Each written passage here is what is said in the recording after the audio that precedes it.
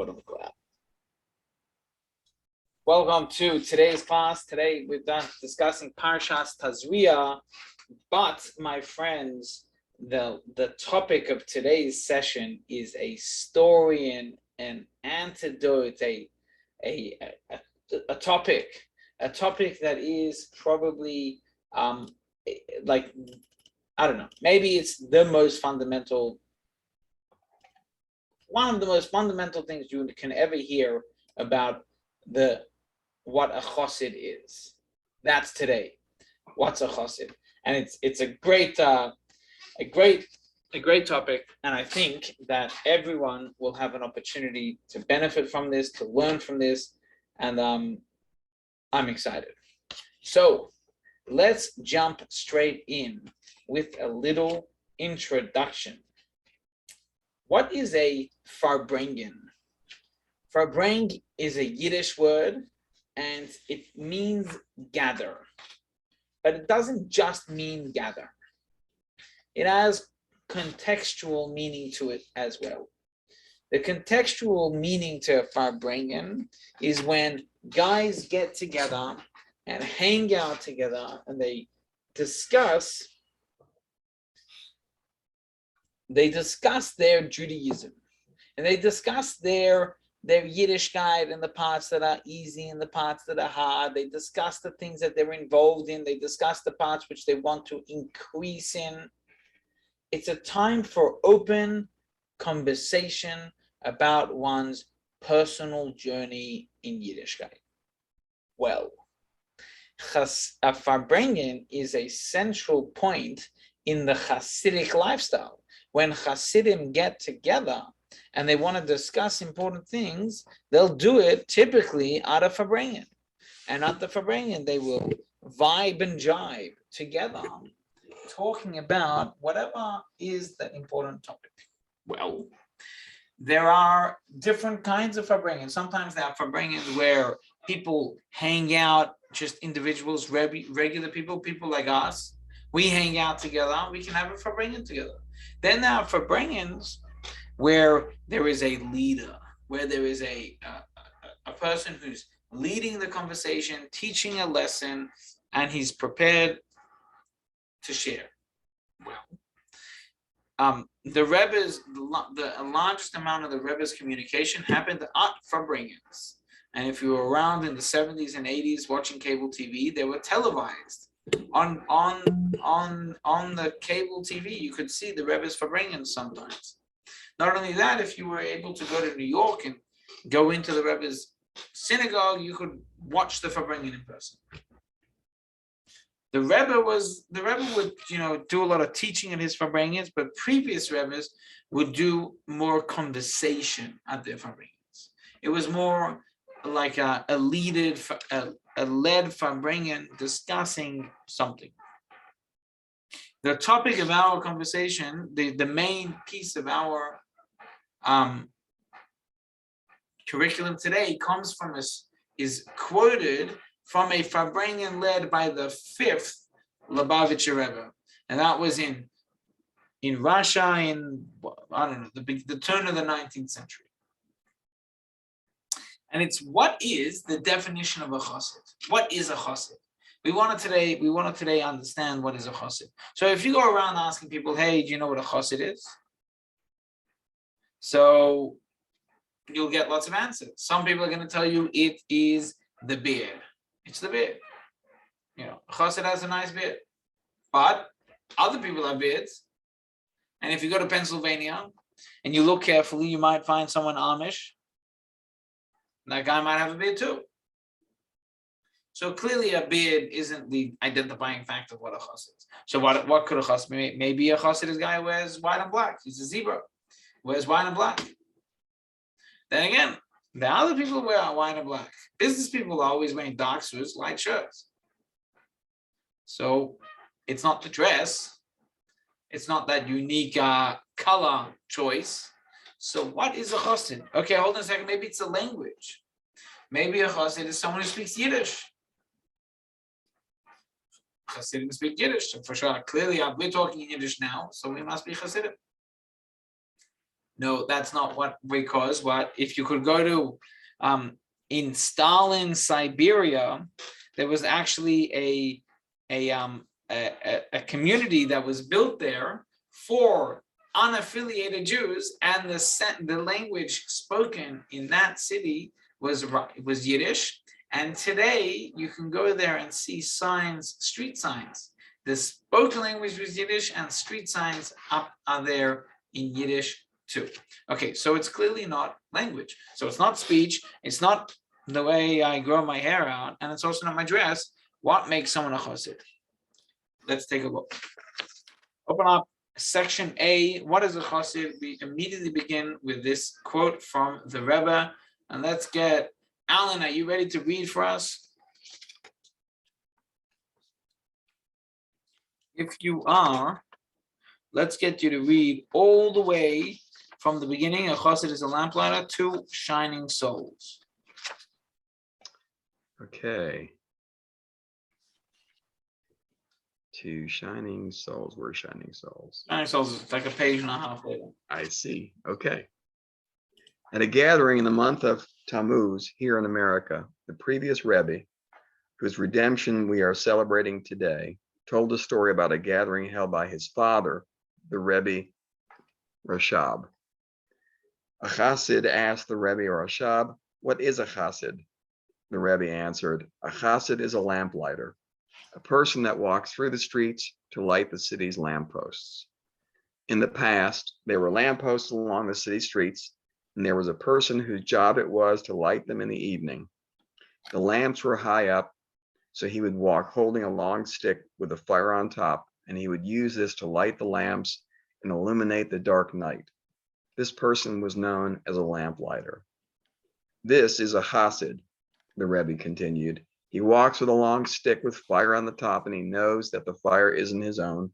Rather, it is his job to use the fire to light all of the lamps. The chassid asks, "What if the lamp is in a desolate desert?" The Rebbe answered, "Even so, the lamp must be kindled so that everyone will see that it is a desolate desert." The Rebbe then added, "And so the desolate desert should be embarrassed on account of the lamp." The chassid continued to question, "What if the lamp is in the middle of the sea?" The Rebbe answered, "He must take off his clothes, jump in the water, and light the lamp." The chassid asked further, "Is this truly what a chassid is?" The Rebbe thought and responded, "Yes, this is a chassid." The chassid said, "I don't see any lamps." The Rebbe replied, "Because you are not a lamplighter." The chassid asked, "How does one become a lamplighter?" The Rebbe answered, "One must begin with himself. He must break out of his coarse nature and wash himself off, and then he will see the lamp in his fellow. A coarse person sees coarseness, and when one becomes refined, he also sees refinement in his fellow." This was the story retold by the previous Rebbe regarding the exchange between his father and a chassid. Okay, Alan, thank you. A couple of observations as we read that. One thing I noticed is how persistent this chassid is. He isn't stopping. He wants to know the answer, and he is pushing question after question after question until he gets to something practical, something useful, something that he can do, something that he can live with. The chassid is a lamplighter. Chassid must go ahead and light all the lamps. What if the lamp is in the ocean? Get undressed and go in. I can't see any lamps. That's because you're not ready for it. Work on yourself a little bit and you'll see the lamps. This conversation, it could be seen perhaps like an unimportant interaction or whatever, but there's fundamental importance to this. This is a Rebbe given definition of what is a chassid. Imagine if you opened up the dictionary, you looked for chassid, and you found this 8-paragraph story. This is the definition of a chassid, and you can work with this. You can take this to court. You can say you can make a claim on this one because it's given by the Rebbe. So let's continue looking. Shining souls. Juan, will you read for us, please? Shining souls. Shining souls. The lamp refers to the soul that every Jew possesses. As the verse say, a person's soul is a God candle. See, the Jewish soul is a veritable part of godliness. A person's soul is a part of Hashem and is therefore referred to as Hashem candle. This candle may be a light and shining, or may not be. In both states, it is still called a candle. The difference is that the candle is a light and shining is fulfilling the purpose of its existence, to share light with others. Before the candle is kindled, however, it was all of its qualities in a state of potential, but none of them are released in actually. The fact that they are present in potential doesn't bring any benefit to others. A candle can thus have all of the qualities of a candle, yet it is not a light. Meaning a person can have a great soul, but it is not illuminating others. Since there are such lamps which, for whatever reason, are not yet kindled, there is a person whose job it is to go around and light the lamps. Thank you, Juan.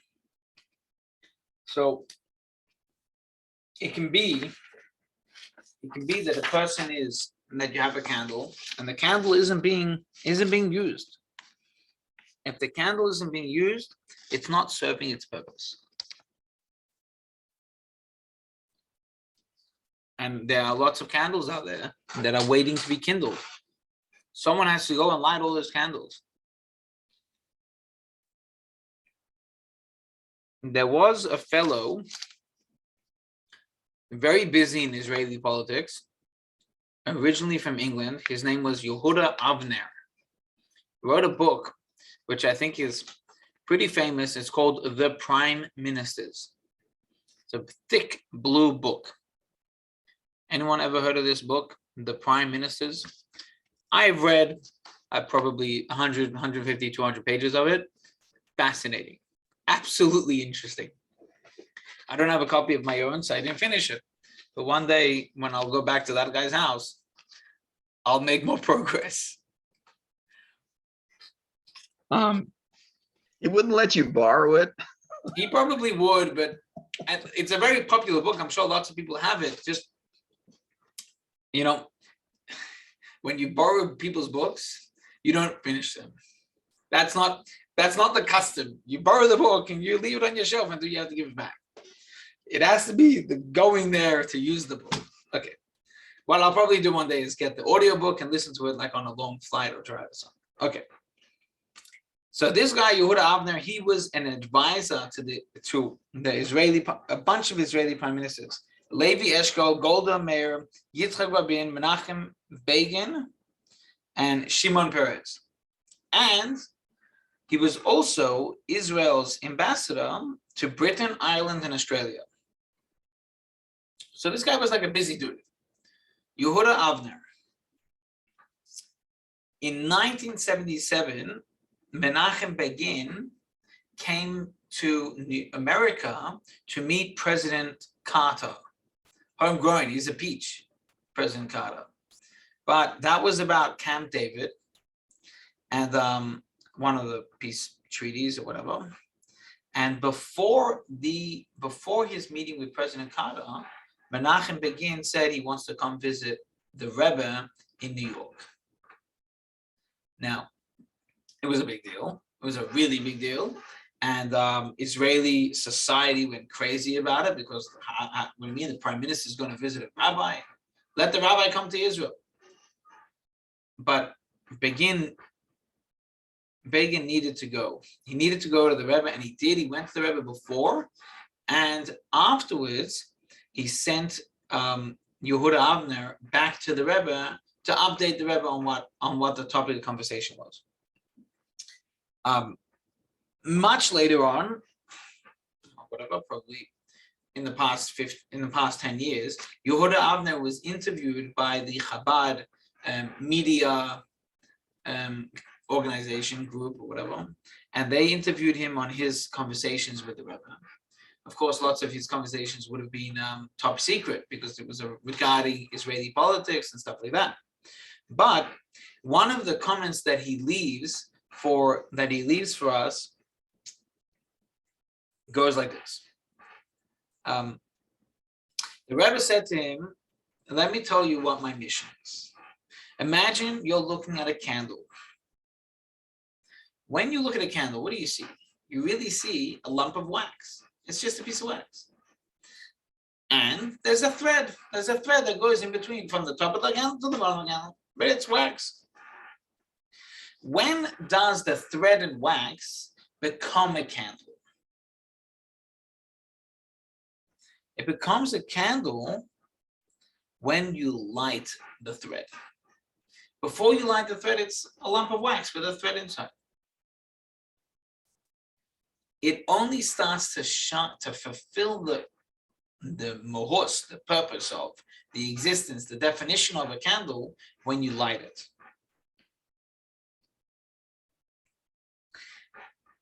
Take this from the physical interactive into more of a spiritual message. The wax is the body. The wick is the soul. We need to ignite the soul with fire. What's the fire? The fire of the Torah. If you can ignite the soul with the fire of Torah, then that person is fulfilling the purpose for which he was created. So the Rebbe says, this is what I'm trying to do. I'm trying to ignite the soul. Yehuda Avner, it's already the end of the conversation. And Yehuda Avner is at the door. The Rebbe, unusual, but the Rebbe walks him to the door.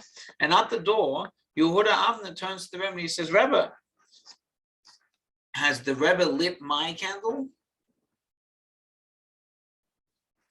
And so the Rebbe says back to him, no, I didn't light your candle. But I didn't plan on lighting your candle. The Rebbe says, I have given you the match. Only you can light your candle. Wow. Okay, to watch this video of Yehuda Avner being interviewed, ask me for the link, and I will. I'll probably also put it into the notes of the class on YouTube so that you can find it there too. Ask me for the link, or you can Google search Yehuda Avner and the Rebbe, and it'll come up. Okay. In the meanwhile, now from this story, we understand that there's the candle, there's the wax, there's the wick, and we got to ignite it, got to burn it, and now we need to learn more about this process. How does it work? So let's get involved. Morris, can we ask you to read? Are you a reader? Yeah, I can read. Awesome. So give us section B, why give of ourselves? The entire part from why give of ourselves all the way to the definition of personality and Hasid. Exactly.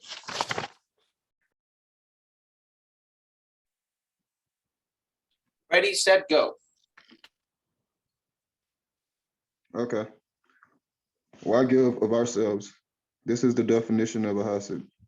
A person may think, is it enough for me to take care of myself, fulfilling all of my personal responsibilities in observance of the 248 positive mitzvot, Is that mitzvah or mitz? I think it's mitzvah. And the 365 negative mitzvah. This person is told, however, that he must search for a lamp. This isn't a light and kindle it. That isn't a light and kindle it. This is true enough, though at first glance it is impossible for him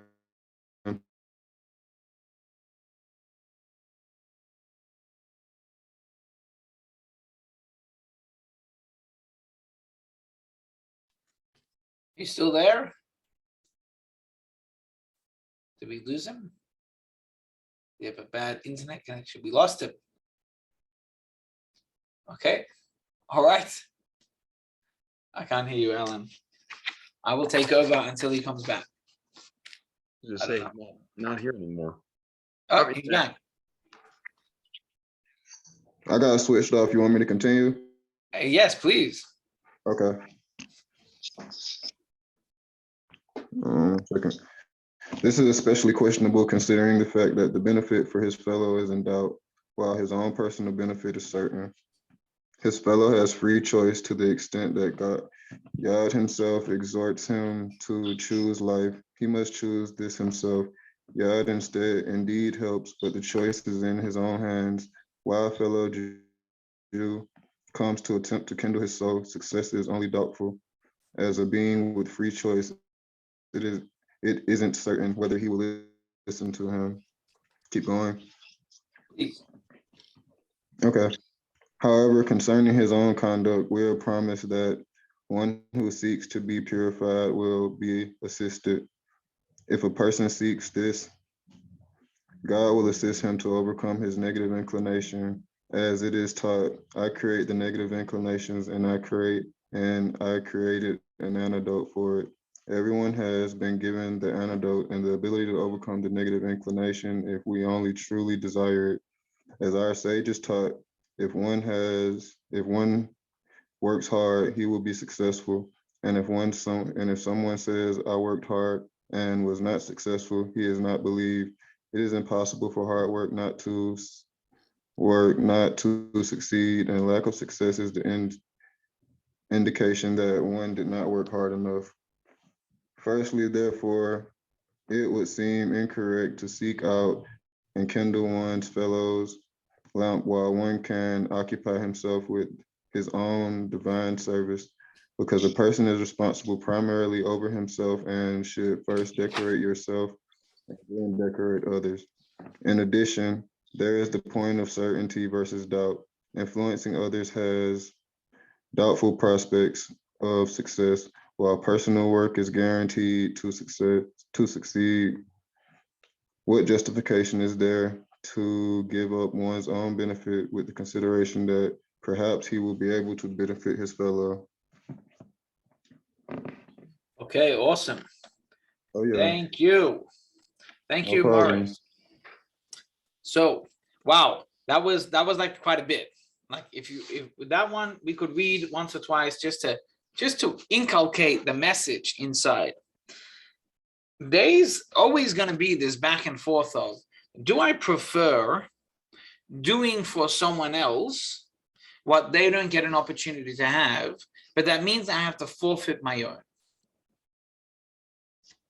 For example, I'll tell you an example. This is an example that's happening in 3 weeks from now.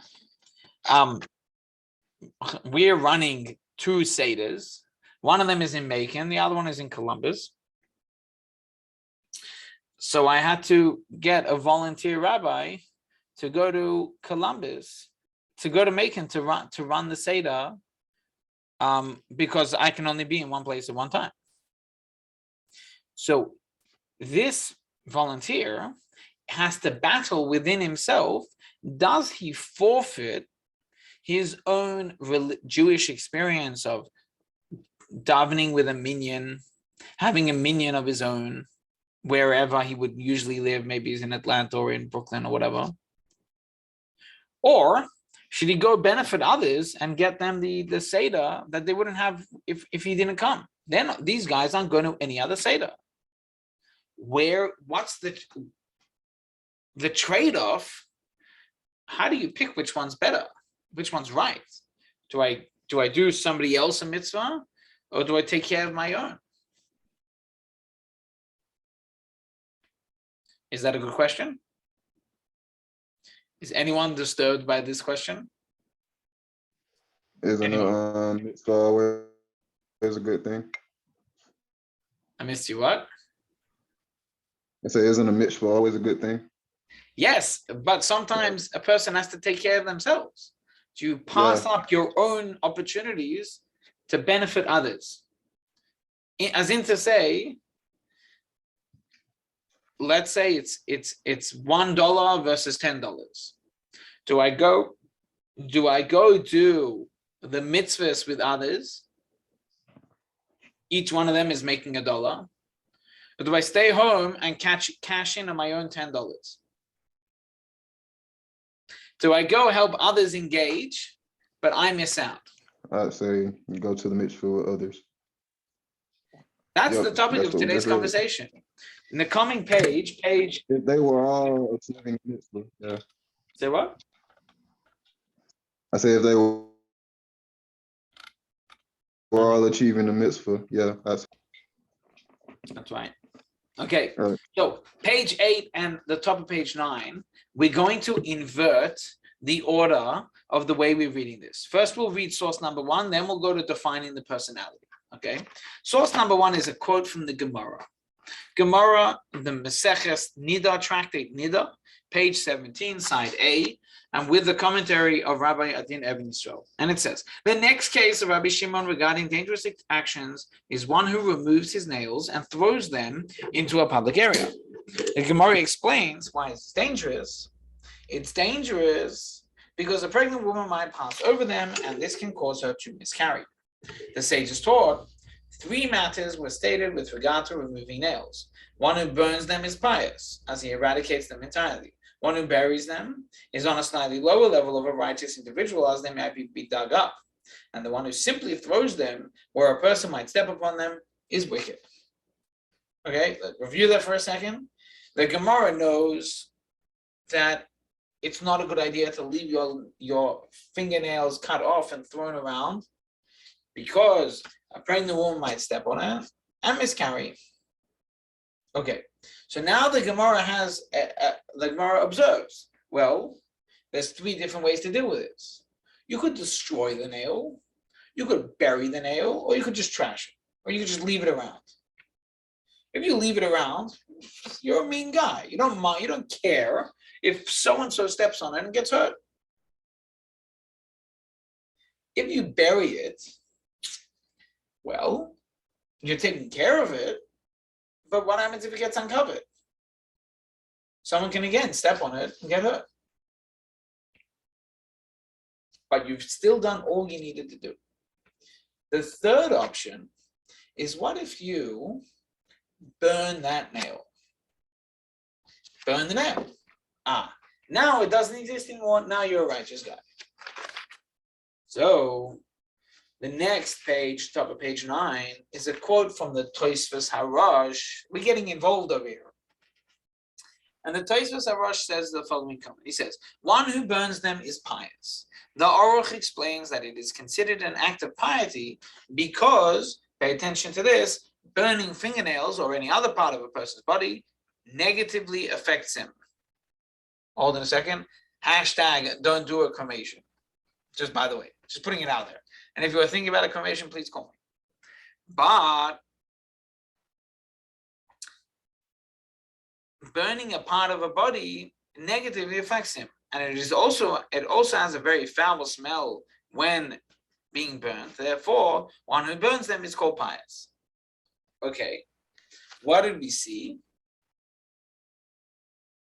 We see that by burning your body, it's bad for me, and the smell is bad, but I'm going to do it so that someone is protected. I'm going to do it to help somebody else out. I'm doing something bad to myself to help someone else. This is a quote. Remember, this is a quote from the Talmud. This is Talmud. Okay. Let's go back to the top of page 8, defining the personality of a chassid. Juan, will you read for us, please, defining the personality of a chassid?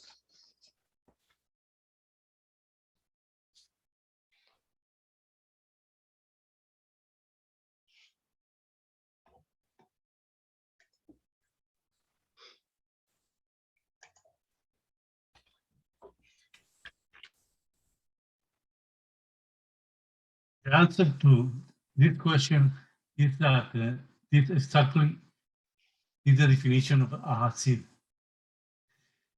It is well known that Hasidim once asked the Alter Rebbe that what is a Hasid? The Alter Rebbe responded, Hasid is someone who give up his own benefit in order to do a favor for a fellow.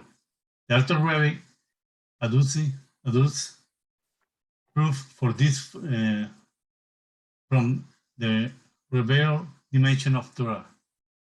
The Talmud teaches that there are 3 possible ways to dispose of fingernails. A Hasid born, a righteous person buries them, and a wicked person leaves them lying around. Thank you. So there's this conversation with the Alter Rebbe, the first Chabad Rebbe, and someone asked him, hey, what's a chassid? So he says a chassid is someone who gives up his own benefit to do someone else a favor. And the Alter Rebbe sources that from the Talmud that we just read a few minutes ago. That when you need to get rid of your fingernails and you don't want someone to step on them and get hurt, what do? You burn them. It's going to hurt you. It's worth it. Burn the fingernails in support of the lady, in support of the pregnant woman. I once heard, I don't know if this is like valid information or if this is true, but if you can just think back to Talmudic times when people walked around without shoes and socks. It was common to walk around barefoot. Then if you step on something sharp, you might get a fright. If you get a fright, then a pregnant woman might, God forbid, lose her child. So maybe that's the way it works. Otherwise, there might be other research. I don't know. There might be other explanations. I'm sure there's information somewhere on the internet, but I haven't bothered to look for it yet. However, I just believe it because the Talmud told me, so I'm good. However, now we're going to go to page 9, middle of page 9. Let's ask, Alan, will you please read for us the reason to the end of the next page. Let me, oh, I'm not muted. Good. The reason a person who leaves fingernails lying around is called wicked is because if a pregnant woman steps on them, she may have a miscarriage. God forbid. A person that buries the fingernails is not wicked because he has covered them, but this is still not absolutely perfect, and he is therefore termed righteous, not a chassid, because it is still possible for them to become uncovered. Only if the fingernails are burned is there no room for concern that they may later become revealed. There is, however, a disadvantage to burning fingernails. Burning fingernails or any other part of the human body is harmful to the person. Here, the downside to burning the nails is personal harm, while the downside to not burning them and merely burying is harm to someone else, a pregnant woman. In addition, it is only a possible danger if the buried nails might become uncovered. Nevertheless, a chassid burns them. This is why he is defined as a chassid, because he acts stringently and burns them even though this causes damage to him. In other words, he is willing to give up his own good for the sake of his fellow, even in a situation of mere doubt. This is the meaning of Rebbe Rashab's statement that a chassid is a lamplighter. He goes out and attempts to kindle his fellow's lamp, even though it isn't certain that his fellow will allow himself to be kindled, even though this demands that he momentarily take himself away from his personal affairs and is unable to even think of rectifying his own personal shortcomings at this time. Thank you, Alan. So, so we read this comment from the story of from the Gemara. We've discussed this idea that the chassid, is the one who's ready to burn it in benefit of someone else. And this was all spoken at a Farbrengen of the Rebbe Rashab. And so for a moment, let's just take a look. For a moment, I'm gonna share my screen for a second. Take a look. This is a picture of the Rebbe Rashab. Picture Rabbi Shalom Doiber of Lubavitch. There he is, 5th Chabad Rebbe. Okay, so that's who we're talking about over here. He's the one who had this interaction, this conversation. What is a chassid? A chassid is a lamplighter, etc. Okay. Well,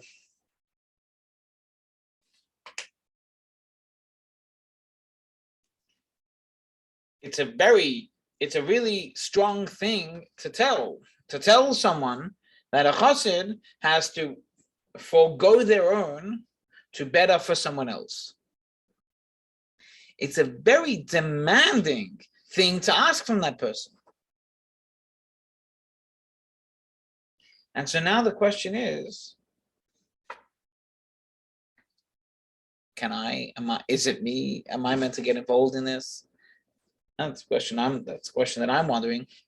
To what extent and for whom should we do this? Okay, so let's take a look at the section C, brings us to for whom to sacrifice. The Rebbe, a challenging minority. And this is what it says. There is another question to ask here. The general rule is that Torah addresses the majority. Whenever the Torah says something, it's telling it to everyone. Meaning Torah's commandments correspond with the state and circumstances of the majority of the Jewish people. In our case, when approached regarding their Jewish observance, most Jews respond positively. They're interested. This raises the question regarding the minority that doesn't. Must we function as lamplighters for them too? When you go out on the street and you're looking for a Jew and you look him in the eyes and you say, yo, are you Jewish? Do you want a piece of matzah for Pesach? Most Jews, 100%, 98% of Jews say, absolutely, a piece of matzah for Pesach, I'd be delighted. I remember when my Bobby used to give us gefilte fish on Pesach, it's the biggest thrill. Why would I not want a piece of? However, there is a small percentage, I don't know what the number is, and they say, no way, Jose, no matzah, I don't want to get involved. I have on my table over here this is an artifact. We sent these out in the mail, Mishlach Manas packages, to every Jew in the state of Georgia. Did you guys get? Juan, did you get this? Alan got it. Juan, you didn't get it? Oh, we have to find out why. Okay, but many other people got it. In fact, so many people got it that some people even managed to give it back. This guy refused it. Can you imagine? Someone said, I don't want it. Right? So now the big question that the Rebbe is asking in this paragraph right here is, must we function as lamplighters for them too? Do we still need to go and talk to that guy and say, hey, come, let me give you a taste and a flavor? When someone puts up their hand and says, Rabbi, please never come back to my house, should I be a mensch and say, okay, he asked me not to come back? Or should I say, I have to come light your lamp? I think that's where we're going. Let's take a look. Within this minority, paragraph 2, there are 2 types. There's poverty. And by the way, what does poverty mean? So you could say that poverty means financial poverty. But here, the Rebbe says, and this is a quote from the Gemara as well, it says a person can only be poor in knowledge. The lowest extreme. And then there's wealth. A person can only be wealthy in knowledge, the highest extreme. So you can be poor in knowledge or wealthy in knowledge. This is the meaning of the questions regarding lamps that are in the desolate desert or at the sea. These two locations represent the two extremes of poverty and wealth. And the question is whether in such circumstances, the lamplighter is still obligated to kindle these lamps. Do we need to go to the desolate desert and to the sea to light these lamps? Unto love for the most simple. Let's take a look. Love for the most simple, and let's get Juan. Will you read for us, please, on page 12? Love for the most simple. Desert. A desert is an untraveled and an habitated place, meaning no member of the human race, even the coarsest person, is capable of living and sustain himself in the desolated desert. From this, we can ascertain the personal state of the person who is in a desolate desert in the spiritual sense. This is a person who has no qualities. He is poor in knowledge, in the extreme, possessing no wisdom of a Torah, no positive character, traits of conduct. The question arises when a lamp is located in the desert and one meets this person and speaks to him once, twice, and a number of times, and sees that he's a mere creation, devoid of a qualified and isn't interested in listening, does the obligation to light the lamp remain in effect? The answer is that even when the lamp is in a desolated desert, one is obligated to go and kindle it. As the author read quote in Tanya, even regarding a mere creation, we are commanded to love creations and draw them close to Torah. The order is not first draw, then close to Torah, and only then love them, rather than must first draw, then close with strong bond of love, and eventually this will lead to drawing them close to Torah. Excellent. Thank you, Juan. So here the question is, what about the guy who's in the desert? What's the desert? The desert is, there's nothing in the desert. There's nothing there. So this is a guy who's empty. He doesn't have any special uniquenesses. He's a regular guy. Do I need to chase him? Do we need to go chase him and continue to send him Mishlach Manos even if he refuses it? Do we? And the teaching is, Oyeves Abrios, love creations. Just go love him. Go give him love. And eventually, after a couple of days, weeks, years, lifetimes of love, even he will react and be kindled. But what about the sea? Let's ask Alan, will you read for us the meaning of sea? The meaning of sea in man's divine service is in accordance with the teaching, water means Torah. The sea is filled with water, meaning that the person is studying Torah in such a way that the Torah study doesn't just remain on the shelf, but fills all of his being. His entire being becomes saturated with Torah. This is the greatest level of wealth possible. However, it is possible for a person to be filled with Torah and yet devoid of fear of heaven. Such a person is filled with Torah, but this is a dark Torah, devoid of light. The question is, how is it possible to kindle the lamp at sea, that it should become a treasure of fear of heaven, considering that all of his person's Torah didn't help him? The answer to this question is that one must take off his clothes and jump into the water. Should I keep going? Yes, please. If one will approach such a person and address him using the garments of action, speech, and thought, this won't have an effect on him. But if he will remove his garments and jump into the water, self-sacrifice, this will have an effect on him by activating the essence of his soul that is beyond thought, speech, action, and any human understanding. When this is done, one essence is able to impact another essence. In simple terms, approaching a Torah scholar that doesn't have the light of fear of heaven and arguing with him intellectually will have no effect. This person already has this intellect from the Torah he studied, yet for whatever reason, it had no effect on him. But when one approaches this person with the deep internal love that every Jew has for his fellow, which, as Tanya explains, is because we all share one Father, using the godliness that is present in both of their souls, one will be successful in lighting even the lamp that is at sea. Wow. I'm like wowed. I'm wowed by the way this is developed and brought together.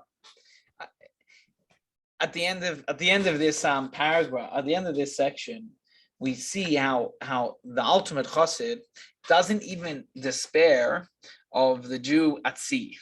What is at sea? That he has all of the intellect, he knows all the Torah, but he doesn't care about Hashem. Doesn't care at all about Hashem. And that guy, we're still not going to give up on him. In a unique way, I had an experience today. Yesterday I got a phone call. Can you do a burial for someone? I said, for sure, yeah, no worries. The time is open on my schedule. Let me do a mitzvah. Who's the guy? He's an inmate at a federal prison. Okay, all right. Tell me more. I called the rabbi who had spent time visiting him over the past 27 years. Amongst everything, he tells me that this guy has a life sentence. So he passed away in jail at the age of 82. 82. And I don't know what he had a life sentence for. It's not my business, and I didn't ask, and I still don't plan on asking. But, the brain goes in different directions. And I thought to myself, and at one point I thought to myself, like, this guy, I don't know what he's done, but he's getting the same ceremony that the righteous man gets, that the pious dude, or the big community fellow, the one who devoted his entire life to the service of God gets the same as this guy, the same box, in the same ground, with the same kaddish.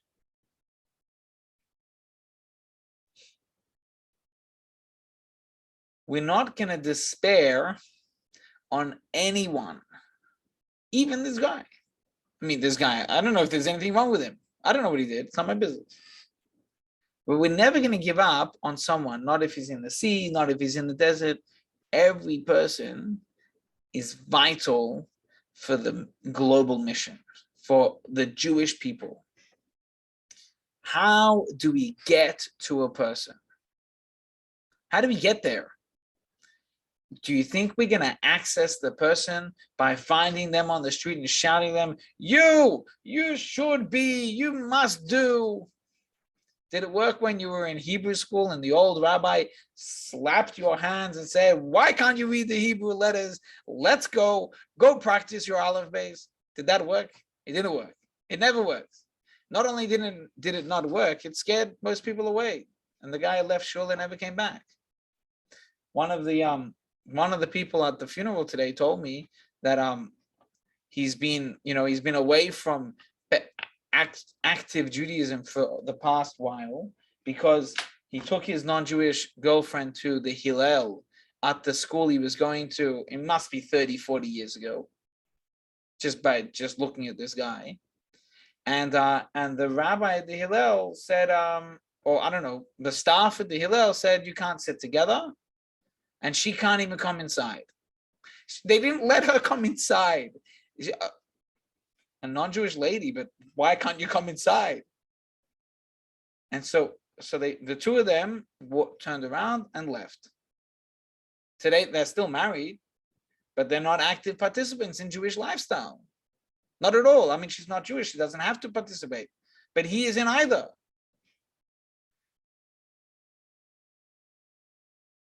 What's the vart? The thing is, arguing with someone, pushing them away, telling them you must be this way, you must be that way. It doesn't work. The trick to getting engagement is love. It's love. It's genuine ava, genuine love.